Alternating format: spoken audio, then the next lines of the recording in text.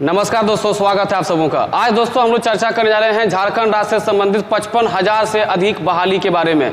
दोस्तों ये बहाली झारखंड राज्य के 3 विभाग से है, जैसे शिक्षा विभाग, वन विभाग और दोस्तों पुलिस विभाग। तो इन तीनों विभाग में बहुत ही बड़े स्तर पे बहाली होने जा रही है। तो आप जितने भी अभ्यर्थी इसको लेकर तैयारी कर रहे हैं, आपके लिए एक बहुत ही बड़ी खुशखबरी है। आप सब कोई बहुत ही अच्छे से इस न्यूज़ को देख लें कि परीक्षा की प्रक्रिया क्या होने वाली है, चयन प्रक्रिया क्या होने वाली है, कितने अंकों की प्रक्रिया होगी, कौन विद्यार्थी इस परीक्षा में शामिल हो सकेंगे, आयु सीमा क्या है और कब से यह प्रक्रिया शुरू होने जा रही है।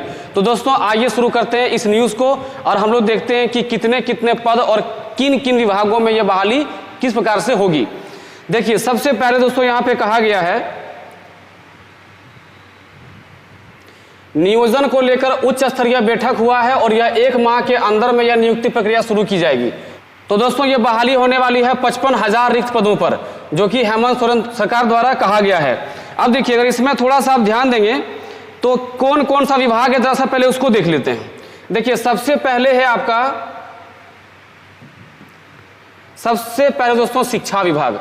आप में से कई अभ्यर्थी जो जेटेट पास हैं वो लोग वेट कर रहे हैं कई लंबे समय से कि भाई बहाली कब होगी और किस प्रकार से बहाली होगी, और आप लोग का इंतजार ये भी था कि सिलेबस क्या होगा। तो आगे हम लोग चर्चा करेंगे कि सिलेबस भी क्या होने वाला है और साथ में कि किन किन स्तर से जो है बहाली होने वाली है। तो primary school teacher, high school, +2 teacher, इन तीनों की बहाली आने वाली है। प्राइमरी स्कूल में आप दोनों समझेंगे 1 to 5 और 6 to 8 दोनों मिला करके दोस्तों देखिए 26,000 बहाली है। हाई स्कूल में 8,700, +2 में 3,300। गृह विभाग यानी आप इसको एकदम शॉर्ट या सामान्य भाषा में समझिए पुलिस विभाग, इसमें देखिए 13,473।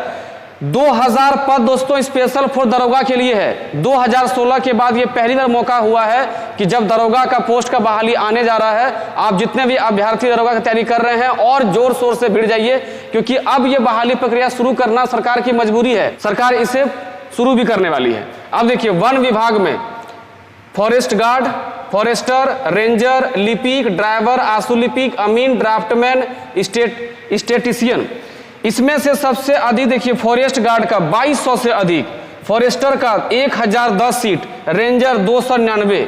आप एक ध्यान रखिएगा कि रेंजर का जो पोस्ट होता है वो एक बड़ा स्तर का पोस्ट होता है। तो इसकी बहाली मेरे हिसाब से ज्यादा लगता है कि जेपीएससी करने वाली है, और बाकी ये फॉरेस्ट गार्ड, फॉरेस्टर, बाकी सब जो बहाली और जो लिखा हुआ है ये सब बहाली जेएसएससी करेगी। तो आपके पास एक बहुत ही सुनहरा अवसर होगा ताकि आप इन बहाली में शामिल होकर इसका लाभ उठा सकें। आइए अब देखते हैं कि इसमें क्या क्या चीजें और कही गई है। देखिए 3 विभाग जो है 55,524 पदों पे की जाएगी नियुक्ति। उसमें देखिए गृह विभाग, स्कूली शिक्षा साक्षरता विभाग और वन पर्यावरण विभाग है।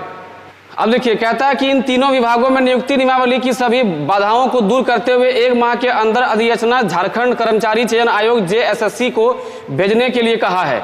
मुख्यमंत्री मंगलवार को झारखंड मंत्रालय में नियोजन को लेकर उच्च स्तरीय बैठक कर रहे थे। देखिए इसमें जो इस बैठक में जो शामिल अधिकारी थे ये तीनों विभाग, चाहे वो गृह विभाग था, शिक्षा विभाग था या फिर तो वन पर्यावरण विभाग था, इन तीनों विभाग के जो वरीय अधिकारी होते हैं यानी सचिव लेवल का जो अधिकारी होते हैं ये सब भी उस बैठक में शामिल थे। यानी अब ये उम्मीद है कि यह प्रक्रिया बहुत ही जल्द शुरू होने वाली है। ठीक है, तो आप ये बात ध्यान रखिए कि इसको लेकर के आप लोग जो भ्रमित है कि भाई बार बार ऐसा आ रहा है तो ये अब नीति सही बनी है कि नहीं बनी है, ये नियुक्ति प्रक्रिया होगी कि नहीं होगी। अभी देखिए आपके सामने जेपीएससी का जो एग्जाम हुआ था, इतने तीव्र गति से एग्जाम होकर के इतने तीव्र गति से उसको पूरा कर दिया गया। तो यह एग्जाम्पल सेट करता है कि इन सब बहाली को भी बहुत जल्दी सरकार लेने वाली है। अब देखिए यहाँ 89 मॉडल स्कूलों में भी नियुक्त होंगे शिक्षक। तो अब भी इसमें कितने पद का शिक्षक का नियुक्ति होने वाले हैं ये पद अभी तक जो है क्लियर नहीं किया गया है। तो इसके बारे में जानकारी आगे दी जाएगी, तो इसके बारे में आपको आगे हम बताएंगे। देखिए दोस्तों अब इसमें सबसे पहले बात तो आती है कि आयु सीमा के बारे में। देखिए जैसे कि दरोगा हो गया, वन रक्षी हो गया, वही फॉरेस्ट गार्ड, फिर जैसे इसमें फॉरेस्टर था,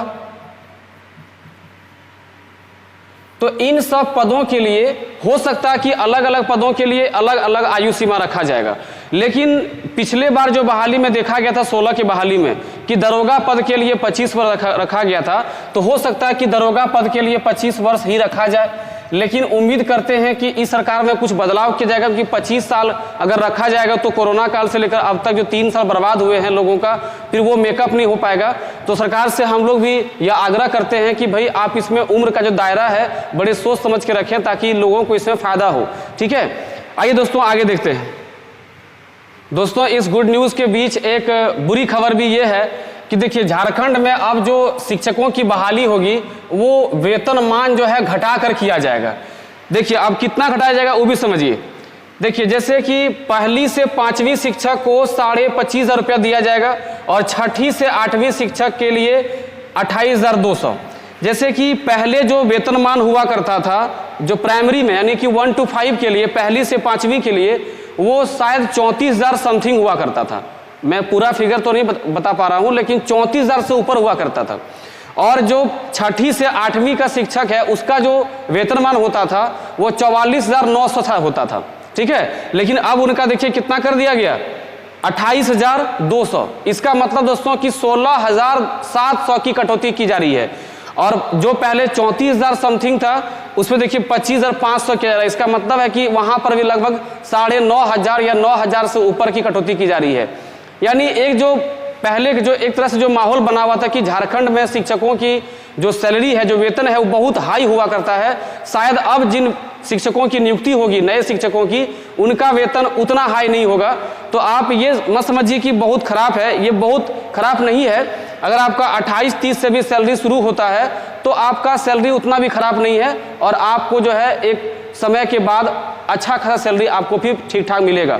साथ में देखिए इसमें दोस्तों एक चीज़ और भी है कि आपको सरकार के द्वारा जो अतिरिक्त जो आपको देय राशि दिया जाएगा, अतिरिक्त भत्ता जो दिया जाएगा, वो इसमें शामिल नहीं है, वो इसमें और भी इसमें ऐड होने वाले हैं।